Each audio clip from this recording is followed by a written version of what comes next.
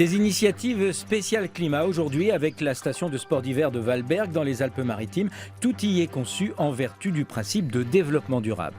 Mais auparavant, c'est dans le Pas-de-Calais que nous conduit le premier reportage de cette édition. Nous y apprenons que nos vieux blue jeans peuvent servir à isoler les maisons. Double intérêt écologique donc, recyclage et économie d'énergie. Isoler des murs et des plafonds avec des pantalons hors d'usage, l'idée est née au Relais il y a 10 ans. L'association membre d'Emmaüs est le numéro 1 de la collecte des vêtements en France. Dans ce centre de tri, il fait travailler une centaine de personnes en réinsertion. Chaque jour, elle trie 50 tonnes de fripes. La moitié seulement pourra être revendue comme vêtements, car la qualité des dons baisse d'année en année. Alors voilà justement le type de textile qui ne peut pas être valorisé en tant que vêtement. Donc typiquement, ça sera le type de produit qui va alimenter Métis, notre isolant thermique et acoustique. 30 km plus loin, cette usine membre du Relais va se charger de l'effilochage. Tout ici ne deviendra pas de l'isolant, mais par exemple aussi des tapis pour l'automobile ou des couvertures pour l'ameublement. Pour Métis, seul le 100% coton est utilisé, soit des jeans et du velours. Une poignée de polyester est ajoutée pour lier les fibres. Elles sont ensuite gonflées d'air pour améliorer leur qualité isolante. Le tout est cuit à basse température pour donner un matériau presque 100% écolo. De par la matière première utilisée, qui est une matière recyclée, donc qui n'est pas une énergie fossile, donc on n'épuise aucune ressource planétaire, et qui plus est, même on empêche la mise à la déchetterie de ces vêtements. Donc déjà, d'ores et déjà, à partir de la matière première, on a déjà un matériau éco-conçu. Ensuite, son mode de fabrication lui-même est éco-conçu. À l'arrivée, Métis se classe parmi les meilleurs isolants du marché. Si on parle de performance, il est bien comme les autres, mais celui-ci va avoir d'autres choses en plus.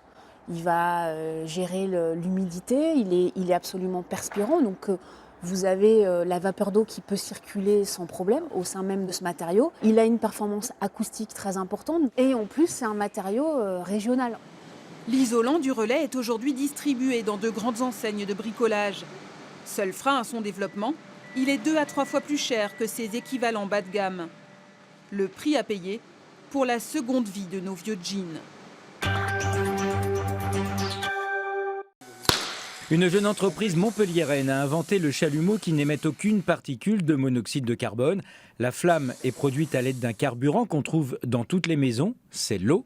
L'entreprise a été récompensée et pour l'expliquer, il faut un dictionnaire, mais ça fait plaisir quand même. Ce coq symbolise les startups cleantech ambassadrices de la French Tech lors de la COP21. Cette flamme brûle un gaz extrait de l'eau par électrolyse, un procédé que l'on connaissait depuis 2 siècles, mais qu'une collaboration avec le CNRS a permis d'utiliser dans ces chalumeaux. Nous sommes à Embrun, dans les Hautes-Alpes, et désormais le gaz méthane qui s'échappe naturellement de cette décharge ne se perd plus. Il est collecté et grâce à cette chaudière, produit une électricité qui suffit aux besoins de la déchetterie.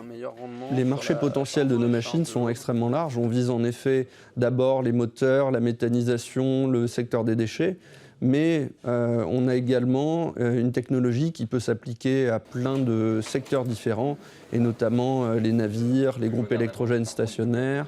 Tout se passe grâce à la technologie produite par Enogia et qui tient dans cette petite armoire.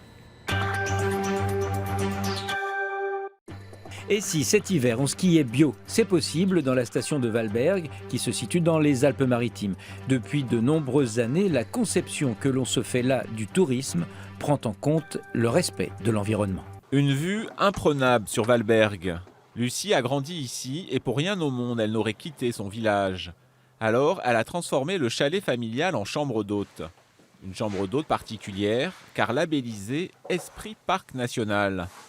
Un esprit qui habite toutes les pièces, chauffage au bois avec insert dans le salon, produits locaux et bio de la cuisine à la salle de bain et dans la bibliothèque des livres en pagaille sur l'environnement. Sans oublier de sensibiliser les clients. On les incite à éteindre les lumières quand ils quittent la chambre, ne pas aérer avec les chauffages allumés, débrancher les chargeurs des portables qui souvent restent branchés toute la journée quand les gens partent faire du ski ou randonner. Des petits gestes, des petites actions qui font beaucoup et que l'on retrouve partout dans la station.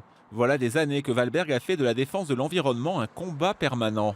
Parmi ses partenaires privilégiés, les agents du parc du Mercantour, les premiers témoins du réchauffement climatique. On travaille depuis plusieurs années sur un inventaire exhaustif de la biodiversité dans le Mercantour qui nous permet d'avoir certaines espèces qui sont des témoins des changements et de leur impact sur la biodiversité. L'exemple d'un papillon qui pond au moment où une fleur bourgeonne. Le réchauffement fait que la fleur remonte un petit peu en altitude et donc le bourgeonnement et la naissance des larves ne se fait pas en même temps et l'espèce de papillon peut disparaître. Le parc et la station ont de nombreux projets en commun, comme la protection du tétralyre, un oiseau menacé. Et il y a aussi la lutte contre le réchauffement climatique. Il y a 5 ans, Valberg s'était fixé pour objectif de baisser de 20% ses rejets de gaz à effet de serre. Paris en passe d'être tenu. La gendarmerie, la crèche, tous les bâtiments publics ont été refaits, isolés et ont bénéficié d'énergie propre. Donc il y a un gros travail qui a été fait sur ce domaine-là, également en termes de transport, donc avec la mise en place de circuits pour les VTT électriques, de voitures en autopartage, de navettes. Et quand un véhicule communal démarre, il est silencieux.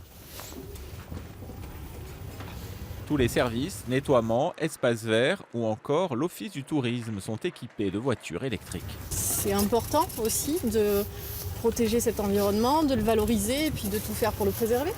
Parmi les postes les plus énergivores, la neige de culture, les remontées mécaniques, les dameuses. Là aussi, par l'achat de matériel neuf, de gros efforts ont été réalisés permettant à Valberg de postuler à la certification ISO 50001. Ce serait une première pour une station des Alpes du Sud. Réponse en février.